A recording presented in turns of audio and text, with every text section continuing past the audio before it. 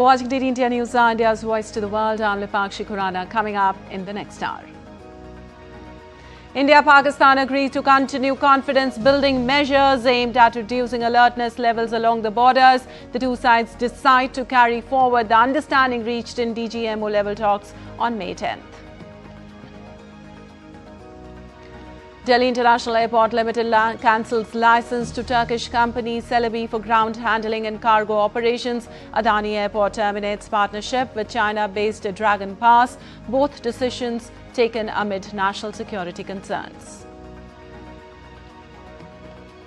External Affairs Minister Dr. S. Jaishankar holds first ever telephone conversation with his Afghan counterpart, thanks Afghanistan for condemning the Pahalgam terror attack, affirms India's commitment to carry forward development works in Afghanistan.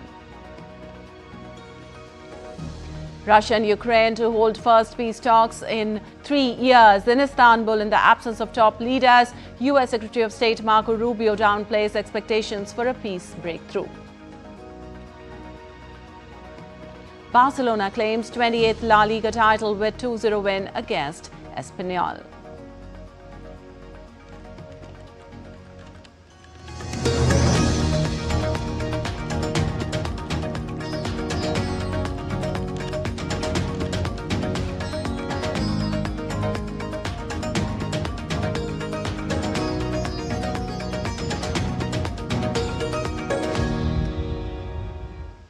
And on to the details now. The Indian Army on Thursday said that in line with the talks held between the Director Generals of Military Operations of India and Pakistan on May 10th, the two sides have agreed to continue implementing confidence-building measures aimed at reducing alertness levels along the line of control in other sensitive sectors. The DGMOs of India and Pakistan on Monday held talks over a dedicated hotline to discuss ways to prevent inimical military actions and consider immediate steps to reduce troop deployments along the borders and forward areas. The recent de-escalation comes after India's Operation Sindoor, which saw precise strikes on suspected terror infrastructure in Pakistan earlier this month. The strikes carried out in response to the Pahalgam terror attack reportedly targeted several key Pakistani military installations. And External Affairs Minister Dr. S. Jaishankar on Thursday reiterated India's stance on Pakistan, categorically stating that talks between the two nations could only take place regarding dismantling of terror infrastructure and vacating Pakistan-occupied Jammu and Kashmir. The only thing which remains to be discussed on Kashmir is the vacation of illegally occupied Indian territory in Pakistan-occupied Kashmir. We are open to discussing that with Pakistan. Well, Dr. Jaishankar took a strong stance against Pakistan's terror infrastructure and said the country had a list of terrorists that needed to be handed over. Our relations, our dealings with them will be bilateral and strictly bilateral. That is a national consensus for many years, and there is absolutely no change in that consensus that dealings with Pakistan will be bilateral. Talks with Pakistan. I think the Prime Minister made it very clear that the only talks with Pakistan will be on terror. That Pakistan has a list of terrorists who need to be handed over. They have to shut down the terrorist infrastructure. They know what to do. We are prepared to discuss with them what is to be done on terrorism. Those are the talks which are feasible. Well, Dr. Jaishankar also said that the Indus Waters Treaty will continue to remain in abeyance until Pakistan puts an end to cross-border terrorism. The Indus Waters Treaty is held in abeyance and will be continued to be held in abeyance until cross-border terrorism by Pakistan is credibly and irrevocably stopped. Well, the External Affairs Minister also spoke about support which India received from international community during Operation Sindoor. We actually got a lot of international support. Many ministers, many leaders called up PM, many ministers called me up. We had a Security Council resolution which very clearly said that the perpetrators of the attack should be held accountable. And on May 7th morning, we held them accountable. through the action which was taken through Operation Sindoor. And moving on, Defence Minister Rajnath Singh to visit Bhuj Air Base in Gujarat. During his visit, Rajnath Singh is expected to evaluate the operational preparedness of the Indian Armed Forces in the region and examine the effectiveness of strengthened security measures. The Bhuj Air Base holds a significant strategic importance and has been targeted by Pakistani forces in the past. The Pakistani military had attempted to strike the Bhuj Air Base using drones procured from abroad. However, these attempts were thwarted and the Pakistani plot was severely foiled.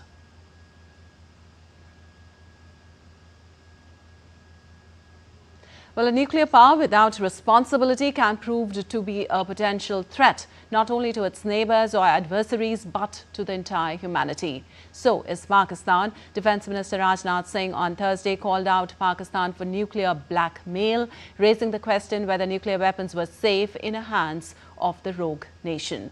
Addressing soldiers at the headquarters of the Indian Army's 15 Corps in Srinagar, Minister Singh urged the UN nuclear agency to take over the supervision of Pakistan's nuclear weapons. DD India's Raghav Kumar Jha gives you an insight into Pakistan's nuclear doctrine, its irresponsible behavior, and the UN's provision of sanctions on nuclear programs of such a country.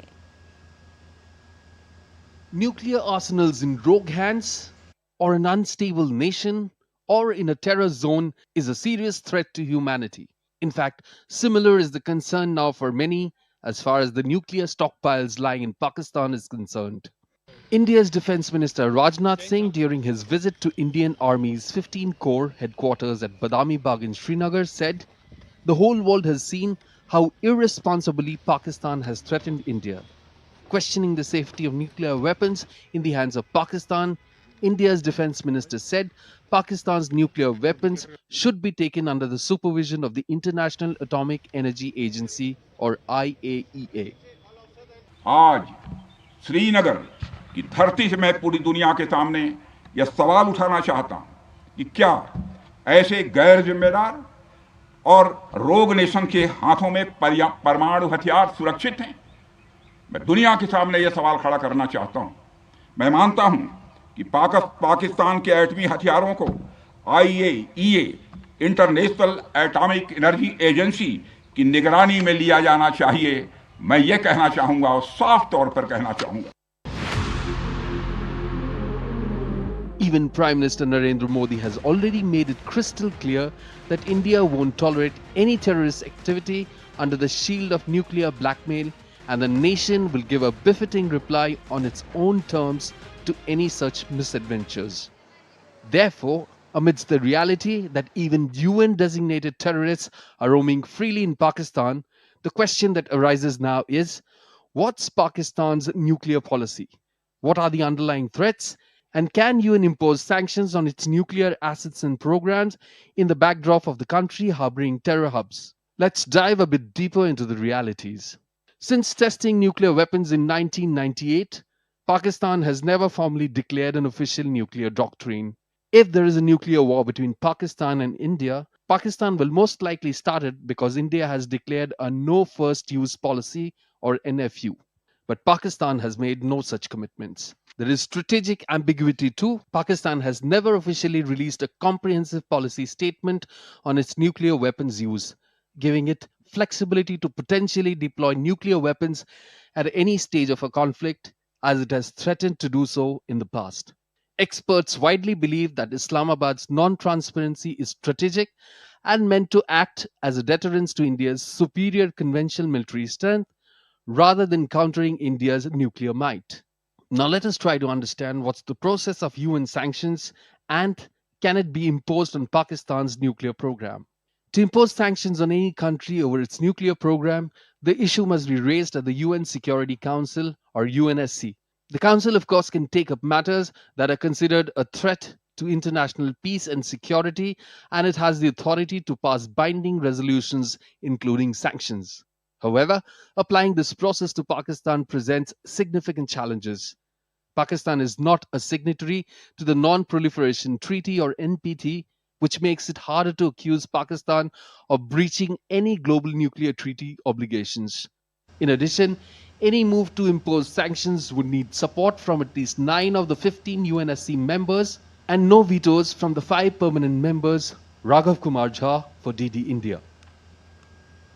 A nationwide outreach effort, the 11-day-long Tiranga Yatra, which began across India on Tuesday, is weaving through cities, towns and villages, reigniting a collective pride in our national identity. The Yatra honours the courage and sacrifice of India's armed forces. The zeal of Tiranga Yatra was also seen in Bhopal when Madhya Pradesh Chief Minister Mohan Yadav addressed a gathering after participating in the Tiranga Yatra, which commenced from Roshanpura Square in Bhopal. Carrying the tricolour in their hands, representatives from various communities and a large number of citizens enthusiastically took part in the Yatra. The Chief Minister asserted that no force can stop India's progress. Democracy is growing stronger.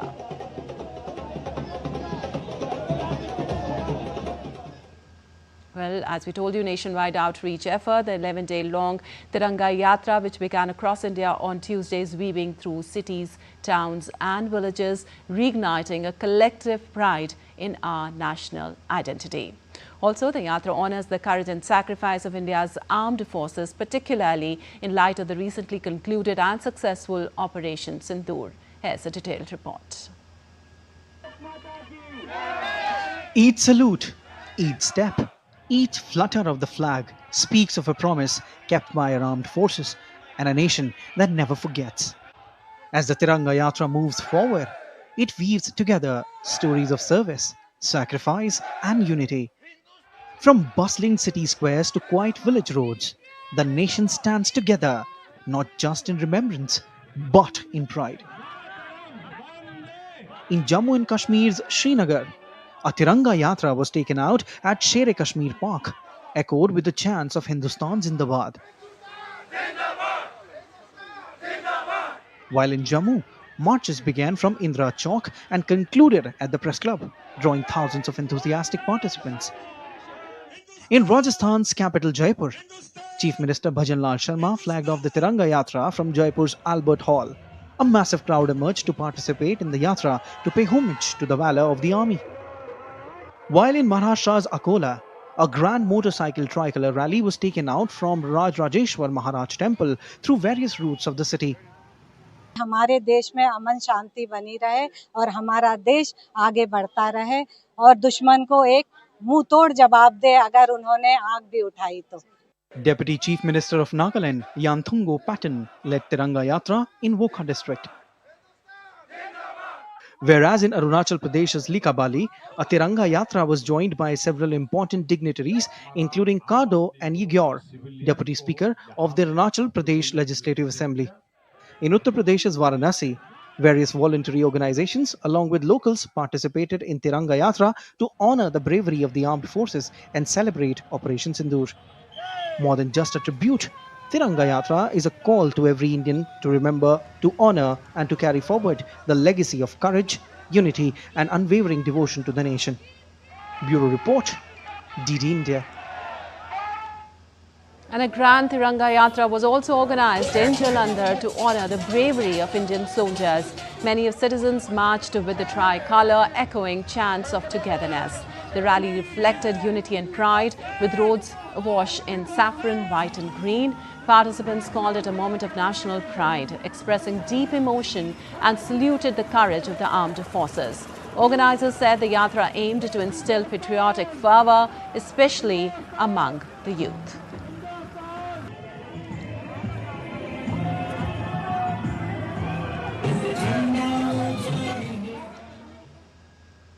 Well, India has revoked the security clearance of Turkish ground handling firm Celebi Airport Services India Private Limited with immediate effect. In an order issued on Thursday, the Bureau of Civil Aviation Security said that the decision was taken in the interest of national security. The security clearance for this company had been approved by the BCAS Director General in November 2022. Celebi Aviation provides passenger handling, flight operations, cargo and postal services, as well as management management of aero bridges and warehouse services at airports across 9 cities, including Delhi, Mumbai, Bengaluru, Hyderabad, Goa, Cochin and Kannur. In compliance with the directive from BCAS, Delhi International Airport Limited has formally ended its association with Celebi entities responsible for ground handling and cargo operations at Indira Gandhi International Airport.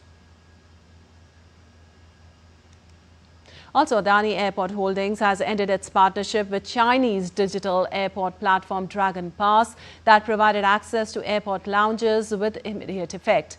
As a result, Dragon Pass members will no longer be able to access lounges at airports managed by the Adani Group, the Hyderabad-based company said in a statement on May 15th.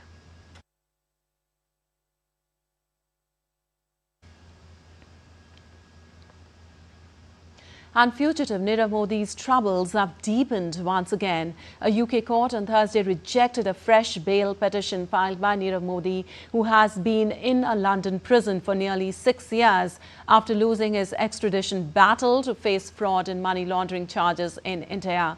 The bail plea was strongly opposed by the Crown Prosecution Service, which was assisted by a strong team from India's Central Bureau of Investigation. This was his 10th bail application. It may be recalled that Nirav Modi is a fugitive economic offender wanted for trial in India in a bank fraud case being probed by the CBI involving the defrauding of Punjab National Bank of 6,498.20 crore rupees. And still to come on DD India News Hour. Father of slain Israeli soldier calls on world to act for hostage release and return of his son's remains. Iran marks 1 year since the tragic death of President Raisi and Foreign Minister Amir Abdullahian.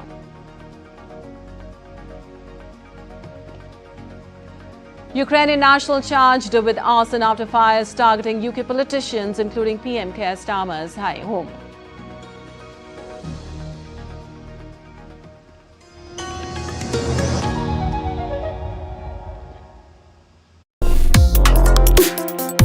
Complex issues, hidden agendas, twists and turns, strategic games.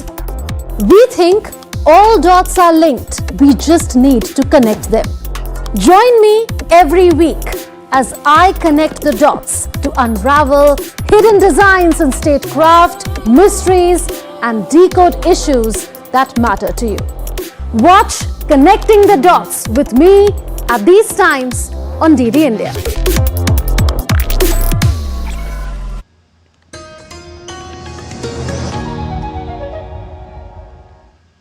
Welcome back. You're watching DD India News. I'm Lepakshi Kuran. And moving on, Russia and Ukraine will hold their first peace talks in 3 years in Turkey's Istanbul on Friday. Delegations from Ukraine, Russia, the US and Turkey had been due to meet in Istanbul on Thursday for the first face-to-face Ukraine-Russia talk since 2022, but later postponed for Friday.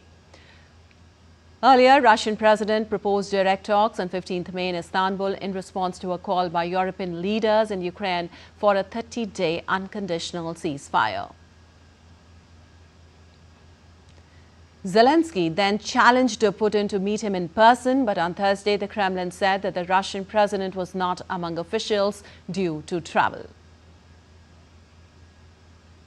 Zelensky had travelled to Turkey but said he would not attend the talks after his Russian counterpart Vladimir Putin declined his calls for face-to-face negotiations. The Ukrainian president, however, confirmed that he would send a delegation for the talks in Istanbul but criticized the lower-level delegation being sent by Moscow.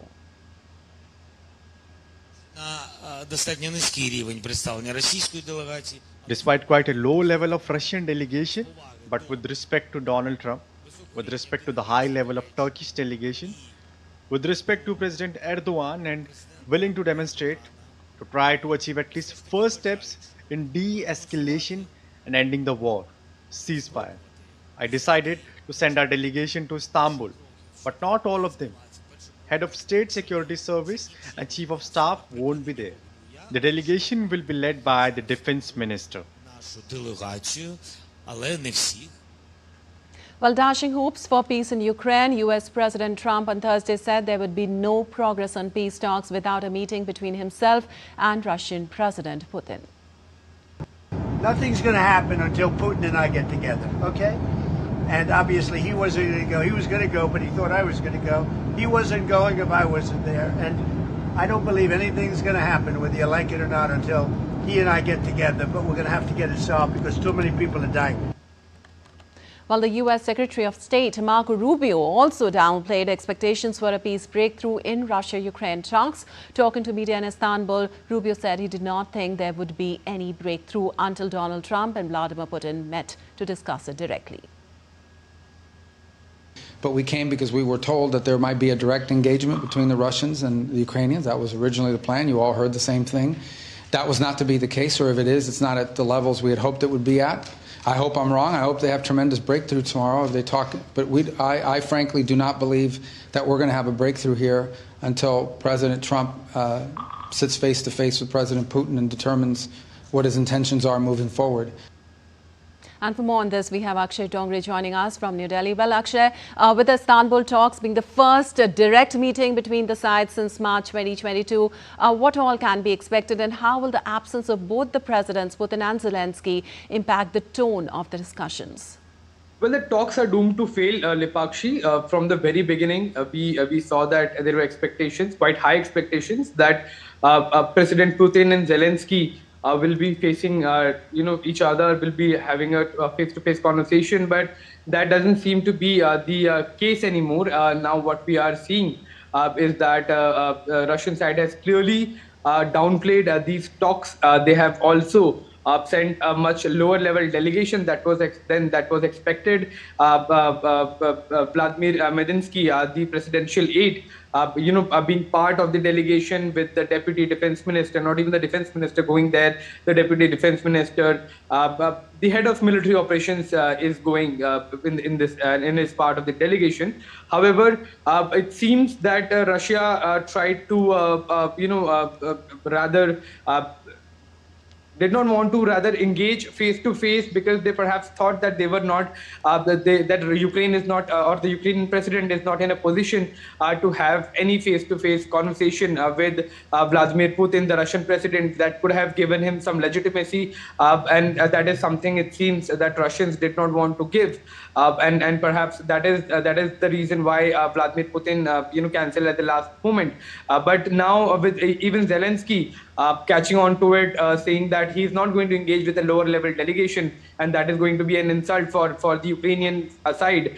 He is also not engaging, right. And the Americans have already clarified, as you have just mentioned, that Marco Rubio and even Donald Trump is saying that nothing is going to happen till the time both Putin and Trump sit together face to face. So it seems that as far as the negotiating table is concerned, Zelensky will not find much space there because it seems that even the American side or the US government has realized that the president is directly going to engage with his Russian counterpart, and that anything lower than that when it comes to leadership for having a face-to-face conversation will not be acceptable to Russia.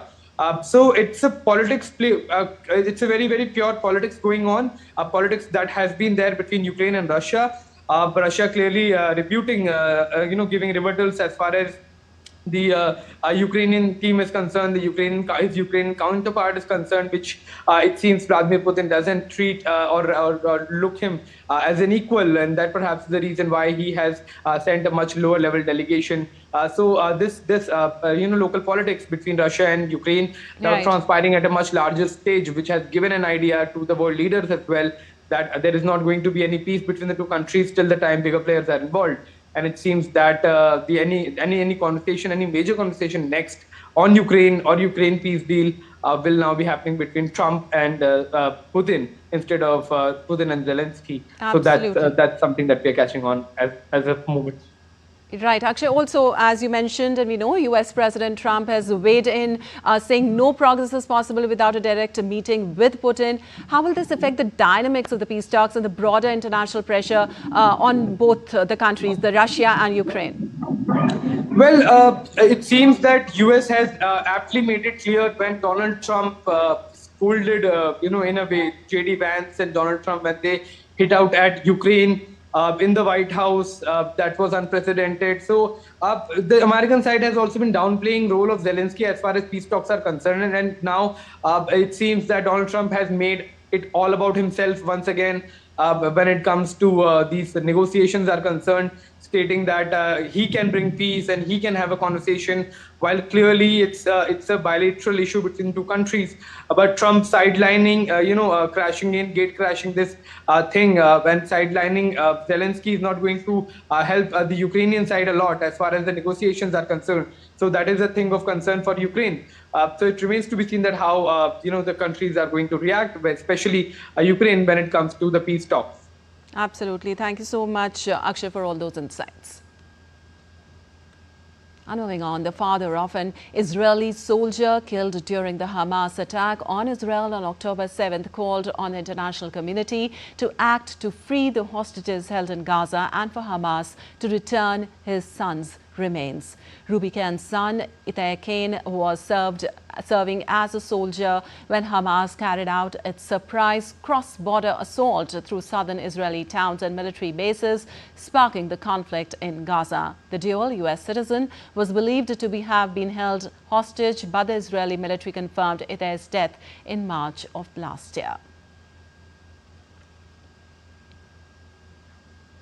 We, the U.S. hostage families and the 54 other families with hostages in Gaza, are collateral damage. Yeah, collateral damage is the best thing I got in a conflict that has been going on for decades. We want Itay back, and his physical status, whatever it might be, does not make him any less of a hostage. Well, Iran held commemorations on Thursday to mark 1 year since the death of President Ebrahim Raisi. Crowds gathered in Tehran holding Iranian flags and posters featuring Raisi and the late Foreign Minister Hossein Amir-Abdollahian. Raisi and Amir-Abdollahian were killed when their helicopter crashed in poor weather in the mountains near the Azerbaijan border last year.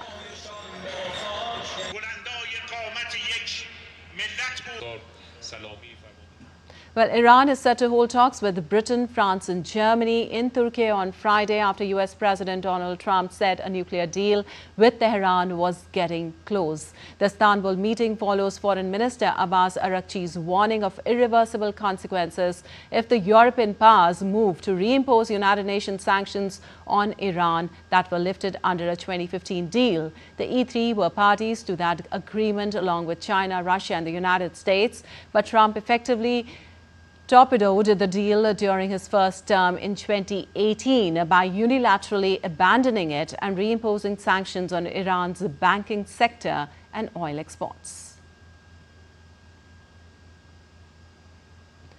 Well, Friday's meeting with the European powers comes less than a week after a fourth round of Iran-US nuclear talks, which Tehran called difficult but useful, and after which a US official said Washington was encouraged. Araghchi said Friday's talks will be at a deputy foreign minister's level. Well, a U.S. judge in New Mexico dismissed trespassing charges against dozens of migrants caught in a new military zone on the U.S.-Mexico border, marking a setback for Trump administration efforts to raise penalties for illegal crossings. The so-called New Mexico National Defense Area was established in April along 180 miles of the border. U.S. Army troops patrol the area and can detain civilians entering it. A second buffer zone was set up in Texas this month. Secretary of Defense Pete Hegseth said the military would continue to expand the zones to gain 100% operational control of the border. He also said that migrants caught in the military areas face combined penalties of up to 10 years imprisonment.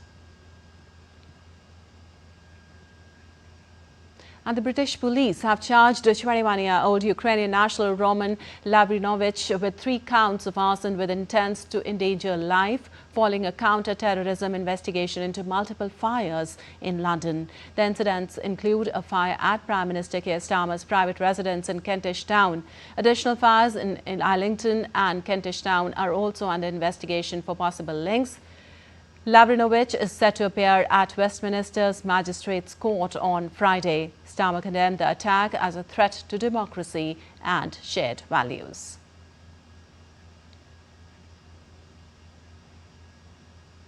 And still to come on DD India News Now. Bolivian gold miners take to La Paz streets demanding access to dollars and fuel, seek urgent government action and policy support.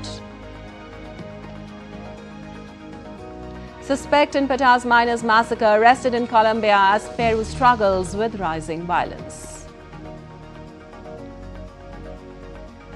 And FFA approves SpaceX Starship Flight 9 license modifications, clears path for up to 25 annual launches.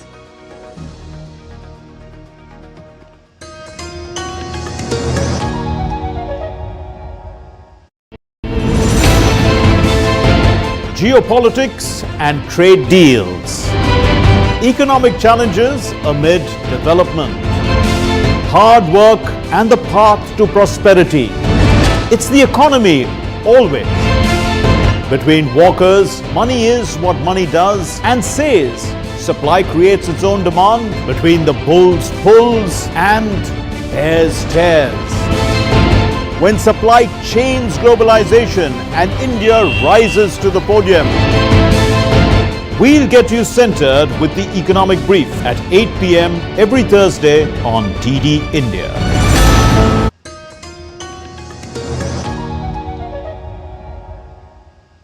Welcome back. You're watching DD India News. I'm LaLiga, Shikuran, and time now for a quick recap of the headlines. India-Pakistan agreed to continue confidence-building measures aimed at reducing alertness levels along the borders. The two sides decide to carry forward the understanding reached in DGMO-level talks on May 10th. Delhi International Airport Limited cancels license to Turkish company Celebi for ground handling and cargo operations. Adani Airport terminates partnership with China-based Dragon Pass. Both decisions taken amid national security concerns. External Affairs Minister Dr. S. Jaishankar holds first ever telephone conversation with his Afghan counterpart, thanks Afghanistan for condemning the Pahalgam terror attack, affirms India's commitment to carry forward development works in Afghanistan. Russia and Ukraine to hold a first peace talks in 3 years in Istanbul in the absence of top leaders. U.S. Secretary of State Marco Rubio downplays expectations for a peace breakthrough. And Barcelona claimed 28th LaLiga title with 2-0 win against Espanyol. Well, moving on, India welcomed the Afghan regime's rejection of attempts to create distrust between the two countries during External Affairs Minister Dr. S. Jaishankar's first interaction with Acting Foreign Minister Amir Khan Muttaqi. In his first ever conversation, External Affairs Minister Dr. S. Jaishankar on X wrote, and I quote, "Good conversation with Acting Afghan Foreign Minister Maulavi Amir Khan Muttaqi, deeply appreciate his condemnation of the Pahalgam terrorist attack, welcomed his firm rejection of recent attempts to create distrust between India and Afghanistan through false and baseless reports, underlined our traditional friendship with the Afghan people and continuing support for their development needs, discussed ways and means of taking cooperation forward," unquote. Well, this is also the first political level contact and conversation since the Taliban captured power in Kabul in August 2021. In January this year, Foreign Secretary Vikram Misri met Muttaqi in Dubai. And for more on this, we have Amritpal Singh joining us from Chandigarh. Well, Amrit, can you provide us more details about the significance of Dr. S. Jaishankar's conversation with Acting Afghan Foreign Minister Muttaqi? Okay, the significance, Lipakshi, is that this is the first political contact with the Taliban since they took over in August 2021. Now, that's a significant move forward because, when they had taken over, stormed into power in Kabul, India broke its diplomatic ties with the Taliban. Even now, we do not officially have diplomatic ties, though we have a very small mission in Kabul, which is essentially basically manned by technical staff, looking at providing humanitarian aid to Afghanistan. Though you have been in touch with them through official channels, officials, as you mentioned, Vikram Misri, the Foreign Secretary, had met Foreign Minister Maulvi Muttaqi, Acting Foreign Minister Maulvi Muttaqi in Dubai in November last year, January this year, I'm sorry. In November last year, the then Joint Secretary in the Ministry of External Affairs handling Afghanistan had met the Acting Foreign Minister, the Acting Defense Minister, and former President Hamid Karzai. After the Pahalgam attacks, the Director General who handles Afghanistan in the Ministry of External Affairs had travelled to Kabul. Dr. Jaishankar speaking to Maulvi Muttaqi signals that you are ready to move forward in the relationship. Whether full diplomatic ties are established or not, that's some way away, but it's a step towards that. Given the fact, now we have to understand where that emanates from. That emanates from Taliban understanding India's position, criticizing and condemning Pakistan for the Pahalgam attacks, standing by India and condemning Pakistan's IW machinery, which tried to spread a false propaganda saying that Indian missiles had hit Afghanistan. The Afghans had refuted that and said no missiles have hit Afghanistan. So clearly, and also very interestingly, in the past about 4 to 4 years that they have been in power, they haven't allowed their soil to be used against India for anti-India activities, because that was your biggest concern, that if Taliban comes to power, because they are trained in the madrasas of ISI in Pakistan, will they allow that? Now clearly Taliban's taken a departure from the Pakistani foreign policy. They are not in control. They are their own bosses. They don't listen to the Pakistanis. They have their concerns, they have their developmental needs. When they spoke with Dr. Jaishankar and Maulvi Muttaqi spoke, the Afghans wanted us to allow them to use the Chabahar port for trading with the rest of the world, etc. We've been giving them wheat assistance, humanitarian assistance, fertilizers, medicines, etc. Since they came into power, but now they want to deepen this developmental partnership. From our point of view, we have had very good relations with the Afghan people. We may have had concerns about the Taliban regime, but they have proved to be there. They haven't proved to be inimical to Indian interests. So clearly, it's a very significant call that took place last night. All right, Amrit, that was quite insightful. In fact, in his tweet, External Affairs Minister highlighted about the condemnation of the Pahalgam terrorist attack.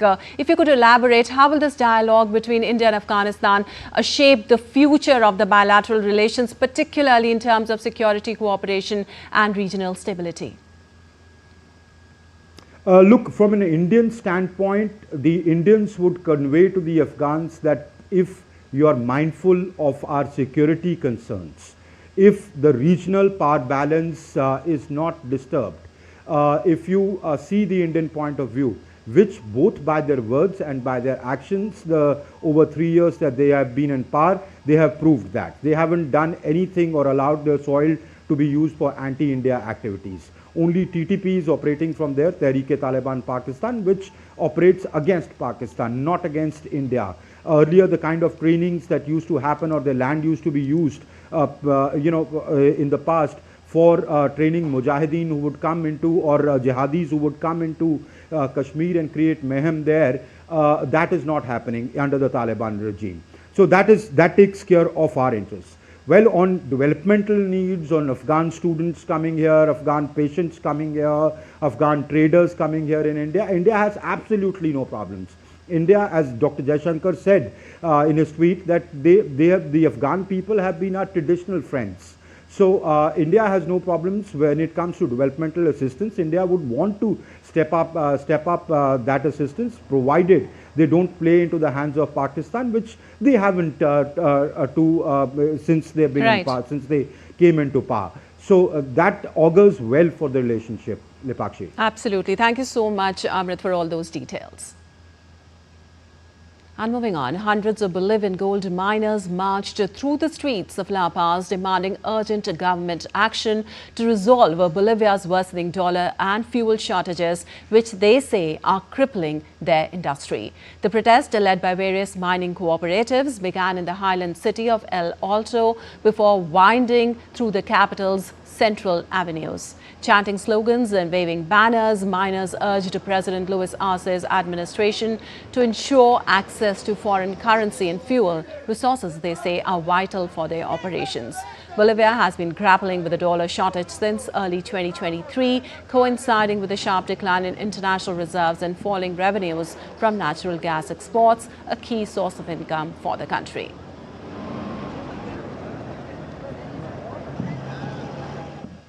And the Federal Aviation Administration approved license modifications for the SpaceX Starship Flight 9 mission, including allowing it to increase the number of operations to up to 25 per year at Boca Chica in Texas. SpaceX will not be allowed to launch until the FAA either closes its Starship Flight 8 investigation or makes a return to flight determination, the FAA added in a statement.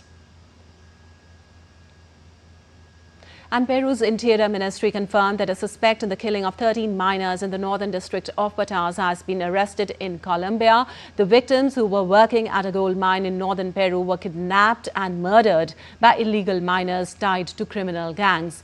The incident is part of a growing wave of violence fueled by battles for territorial control in mineral-rich regions. In response to the surge in violence, the Peruvian government has established a military base in Batanes to restore order and deter future further attacks. Authorities continue the investigation into the Batanes massacre as pressure mounts to crack down on illegal mining and the violent criminal networks behind it. And at least 13 people were hurt when a driver lost control and plowed into a crowd gathered outside before a Spanish soccer match in Barcelona. The driver has been arrested on suspicion of dangerous driving and causing injury. Police said people were hurt when the vehicle rammed into the crowd outside RCD Espanyol Soccer Stadium in Barcelona at the start of the game. The incident did not present any danger to the crowd inside the stadium.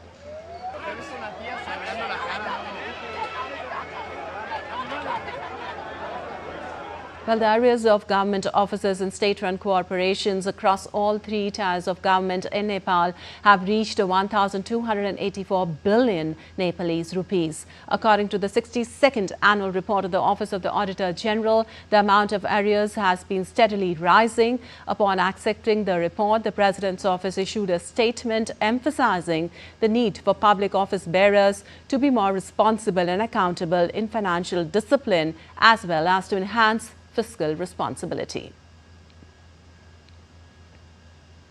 And authorities in Sao Paulo are investigating an environmental incident after a vehicle carrying blue dye tanks crashed in Brazil, causing a chemical spill that has turned local waters a vivid blue and left multiple dead fish floating in its wake.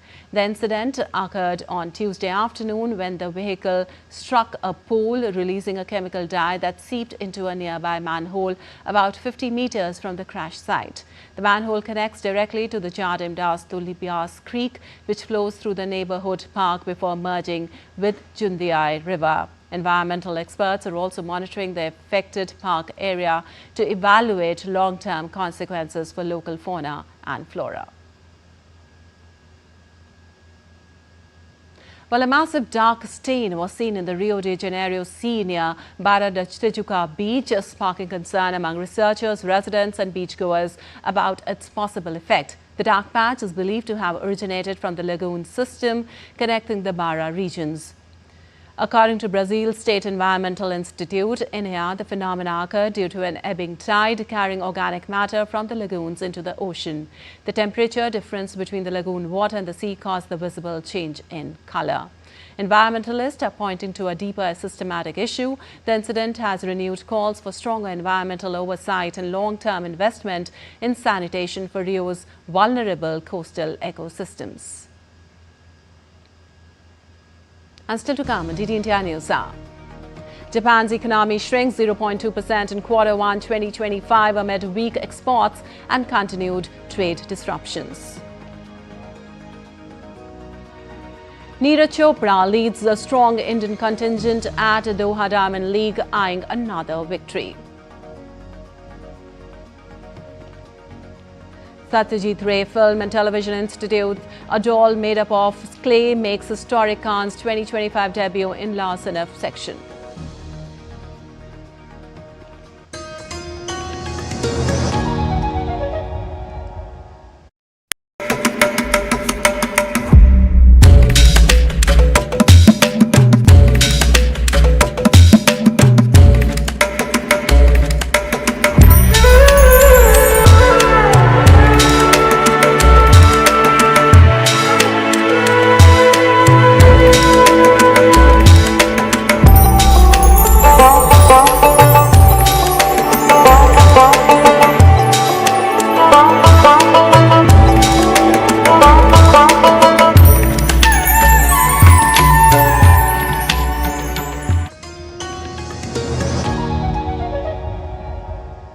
Welcome back. You're watching DD India News. I'm LaLiga Shikuran, and on to some business news now. Facebook parent company Meta Platforms asked a federal judge to throw out the U.S. Federal Trade Commission's case accusing it of an illegal social media monopoly, saying the agency failed to prove its case at a high-stake antitrust trial. At the trial, which began on April 14th in Washington, the FTC has sought to show that Meta, then known as Facebook, illegally dominated the market for social media platforms used to share updates with friends and family through its acquisitions of Instagram and WhatsApp.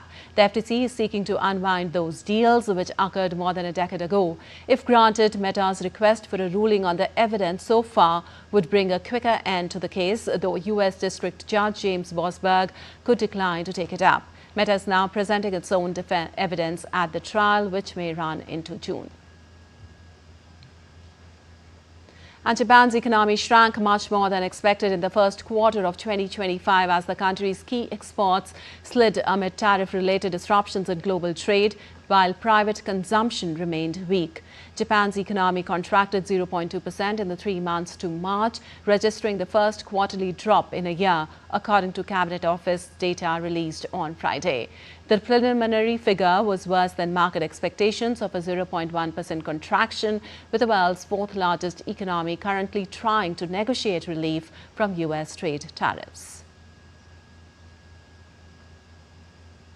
And Asian stocks were ending a strong week on a softer note on Friday as the euphoria of U.S.-China trade talks faded, while revived debates for policy easing in the United States sparked a rally in beaten-down bond markets. Oil prices steadied after plunging over 2% overnight on news of a potential U.S.-Iran nuclear deal, but they're still up 1% for the week as global economic outlook brightened. It has been a strong week for global share markets as investors cheered the trade war truce between the U.S. and China, which has greatly lessened the chance of a global recession. However, there are signs for caution heading into the weekend. Well, you're watching DD India News. Our time now for some sports news. Barcelona secured their 28th LaLiga title on Thursday when they beat city rivals Espanyol 2-0. Espanyol were arguably the better side in a first half that was goalless thanks to Barca goalkeeper Wojciech Szczesny, who made a brilliant save. Lamine Yamal opened the scoring in the second half with a brilliant curling effort before Fermin Lopez added another in the 95th minute to secure victory. The result moved Barcelona to 85 points, 7 ahead of second-place Real Madrid with 2 games left to play. Barcelona fans celebrated the team's La Liga title. The team completed a domestic treble this season with Copa del Rey and Spanish Super Cup victories.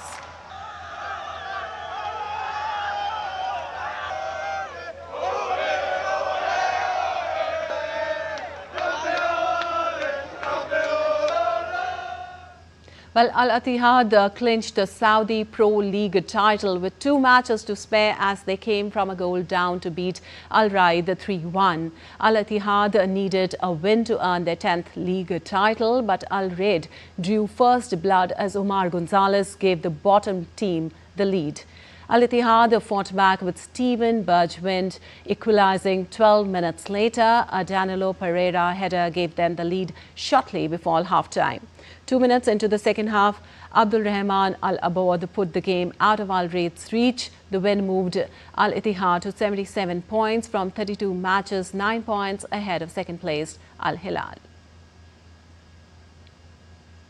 And reigning javelin throw world champion Neeraj Chopra will spearhead a 4-front Indian challenge at the Doha Diamond League, which is scheduled to kick off on Friday. Asian Games silver medalist Kishore Jaina will keep Neeraj company in the men's javelin throw event, while Parul Chaudhary will compete in the women's 3,000-meter steeplechase event. Another Indian athlete, Gulveer Singh, is all set for his Diamond League debut when he takes to the tracks in the men's 5,000-meter race. This is the second Indian contingent at any single Diamond League meet to date. Neeraj Chopra won the Doha leg of the Diamond League in 2023 and finished second last year. Opener Shefali Verma and wicketkeeper batter Yastika Bhatia have returned to Indian women cricket team after selectors picked the squads for the upcoming tour of England. India have named 15-member T20 squad. The ODI squad consists of 16 players. Both the teams will be led by Harmanpreet Kaur, who will be assisted by Smriti Madhanda. Verma has been included in the T20 squad after a gap of 7 months. Yastika Bhatia, who was sidelined since last November due to a wrist injury, also returned to the team. Yastika is part of both T20 and one-day squads. India will play 5 T20 internationals and 3 one-day matches in England starting on the 28th of June. An American Coco Gauff clinched a marathon 3-set battle against China's Zheng Quanwen to advance into the Italian Open final. Gauff will face Italy's Jasmine Paolini in Saturday's title match after pulling through 7-6, 4-6, 7-6 in the semi-finals that lasted over 3.5 hours. Sixth seed Paolini is the third Italian woman to reach the final and the first since her doubles partner Sara Errani was thumped by Serena Williams in 2014. Paolini will have a chance to be the first woman from the Mediterranean nation to win in Rome since Raffaella Reggi in 1985. In men's singles, Jannik Sinner marched into the semi-finals of the Italian Open after destroying Casper Ruud in straight sets 6-0, 6-1. Ruud was supposed to be Sinner's toughest test in Rome since he came back from his doping ban, but the 23-year-old demolished Ruud in just over an hour. Sinner won the first set in just 77 minutes and maintained his record of not dropping a set in the tournament. Sinner will next play American Tommy Paul, while the other semi-final will pit Lorenzo Musetti against Spanish Carlos Alcaraz on Friday. And the 7th edition of Khelo India Youth Games 2025 came to a close in Bihar. Maharashtra emerged as the overall champion, topping the medal tally with 158 medals. The 2025 edition of the Games saw the participation of over 8,500 athletes, the largest participation in the history of the Khelo India Youth Games. DD India's Sushil Kumar reports for more. The 7th edition of Khelo India Youth Games 2025 in Bihar concluded with a spectacular closing ceremony at the Patliputra Sports Complex in Patna. The ceremony was graced by several dignitaries, including Bihar's Deputy Chief Minister Samrat Chaudhary, Minister of State for Sports Raksha Khatse, Bihar Sports Minister Surendra Mehta, and Additional Director General of the Sports Authority of India Mayank Srivastava. During the event, Bihar's Deputy Chief Minister Samrat Chaudhary and Sports Minister Raksha Khatse honored the top-performing athletes by presenting them with trophies. On this occasion, Deputy CM expressed his gratitude to Prime Minister Narendra Modi for providing a platform like the Khelo India Youth Games. देखिए ये गौरव का क्षण है, इतना बड़ा आयोजन यदि आज प्रधानमंत्री जी और माननीय मुख्यमंत्री जी के आशीर्वाद से हुआ, ये ऐतिहासिक पल है बिहार जैसे राज्य के लिए, जो विकास के लिए आगे बढ़ रहे हैं, समृद्धि की ओर जा रहा है। आगे बिहार के बच्चे भी मुख्य धारा में आएंगे। Minister of State for Sports Raksha Khatse praised the successful organization of the games, stating that the event would give rise to a new sports culture in the state. सभी खिलाड़ियों ने पार्टिसिपेट किया है। मैं सबको मेरी तरफ से शुभकामनाएं देना चाहती हूँ और आज बहुत खुशी की बात है कि आज महाराष्ट्र यहाँ पे विनर अप बना है, हरियाणा है, राजस्थान है और उसके साथ ही सभी राज्यों के खिलाड़ियों को मेरी तरफ से बहुत बहुत शुभकामनाएं कि वो यहाँ पे ना रुकते हुए और आगे खेले, आगे बढ़े, उस देश को भी आगे लेके जाए। Maharashtra continued its dominance once again, topping the medal tally with 158 medals. Haryana finished at the second place with 117 medals, while Rajasthan ended their campaign at third place with 60 medals. Aligning with the theme of Khelega India, Khilega India, India will play, India will flourish, the Khelo India Youth Games 2025 saw the participation of over 8,500 athletes, showcasing their talent, the largest participation in the history of the Khelo India Youth Games. Sushil Kumar's report, DD India, Bihar. Well, Satyajit Ray Film and Television Institute's film A Doll Made Up of Clay makes historic Cannes 2025 entry. It has achieved official selection in the prestigious La Cinef section at the festival. As the only Indian entry in this category, the film marks a significant milestone in India's cinematic education journey. And the heartwarming tale of a Chennai couple's dedication to feeding birds has been a beacon of kindness in the bustling city. For the past 15 years, the couple from Chindradipet has been selflessly providing food for birds, showcasing their compassion and love for these creatures. Take a look.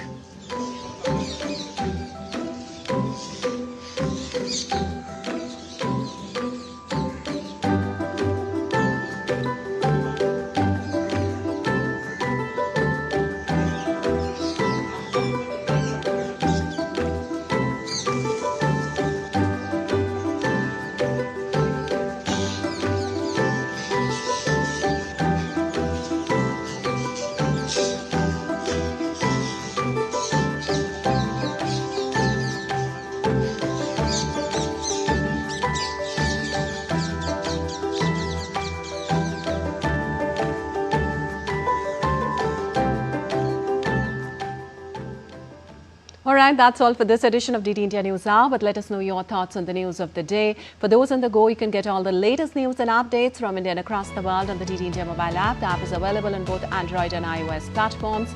Scan the QR code on the screen to download now. Well, we'll be back with more news as it breaks here on DD India. I'm LaPak Shikurana from all of us here in Delhi. Thanks for watching DD India News Hour.